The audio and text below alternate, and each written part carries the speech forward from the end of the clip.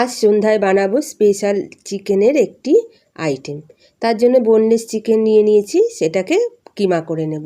কড়াইতে তেল গরম করে কিছুটা পেঁয়াজ কুচি দিয়ে ভালো করে ভেজে নিলাম। তারপর দিয়ে দিলাম আদা রসুনের পেস্ট, সেটাও ভালো করে কষিয়ে নিলাম। তারপর দিয়ে দিলাম লঙ্কার গুঁড়ো, হলুদ আর নুন। সামান্য একটু জল দিয়ে মশলাটা ভালো করে কষিয়ে নেব। এবার দিয়ে দিলাম চিকেনের কিমাটা এবার মশলার সাথে ভালো করে কষিয়ে নেব। তারপর ঢাকা দিয়ে রেখে দেব।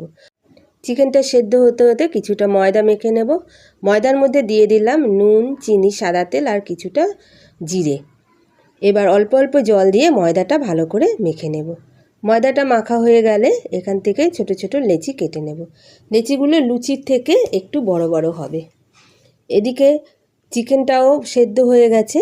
এর মধ্যে দিয়ে দেব গ্রেট করা আলুটা দিয়ে ভালো করে চিকেনের সাথে মিশিয়ে নেব।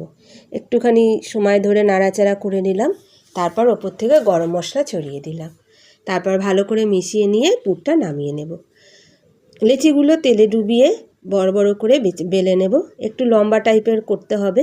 তারপর পুরটা দিয়ে এই লুচিটাকে রোল করে নেব।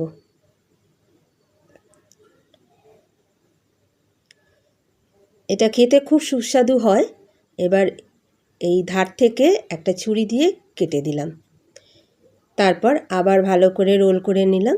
নিয়ে এটাকে গুটিয়ে চেপে দিলাম। দেখুন কি সুন্দর দেখতে হয়েছে, একদম ফুলের মতন দেখতে হয়েছে। এবার এগুলোকে ভেজে নেব। কড়াইতে তেল গরম হয়ে গেছে। একটা একটা করে ছেড়ে দিলাম তেলের মধ্যে। উল্টে পাল্টে ভালো করে লাল লাল করে ভেজে নেব।